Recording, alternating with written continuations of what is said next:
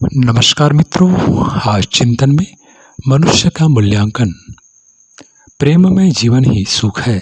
सच्चा सुख चाहिए तो प्रत्येक के प्रेमी बनो। प्रेमी बनने से आपका वहाँ आदर होगा। जब आपका आदर होगा तो आप सुख का अनुभव करेंगे। इस प्रकार यदि आप प्रेम का प्रचार करते रहे तो आप महासुख का अनुभव करेंगे। यदि आपने यह महासुख पा लिया तो आनंद आपके पास स्वयं चला आएगा, क्योंकि सुख में ही आनंद और आनंद में ही शांति है।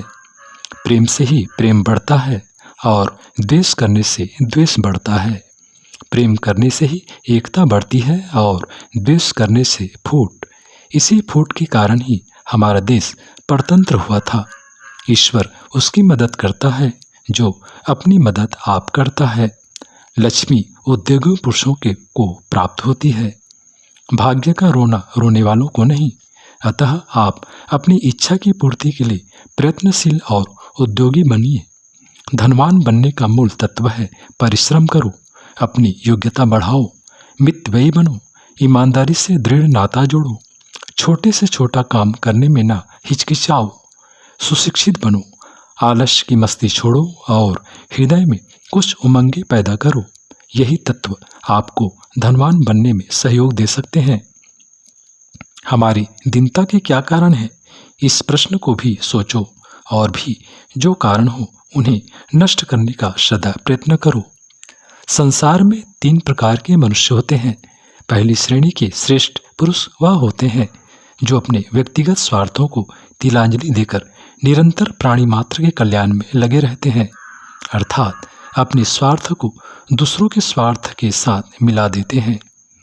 दूसरी श्रेणी के पुरुष वह होते हैं जो अपनी व्यक्तिगत पारिवारिक आवश्यकताओं की पूर्ति के साधन जुटाने के साथ साथ समाज कल्याण के परोपकारी कार्यों में लगे रहते हैं।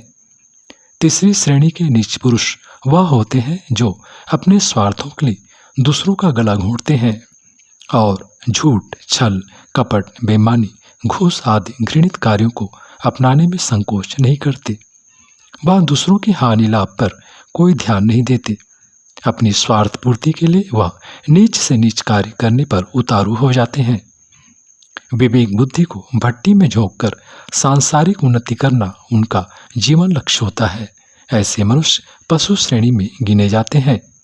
मनुष्य तो वह है जो मनुष्य के लिए जीता है, जो केवल अपने लिए जीता है, अपने लिए सोचता है, केवल अपने लिए पकाता है। वह पशु है, चोर है, मनुष्य कहलाने योग्य नहीं। पशुता से मनुष्यता व देवत्व के बढ़ने की पहचान यही है कि उसने कहाँ तक अपने स्वार्थों को समाज के स्वार्थों के साथ मिला दिया है।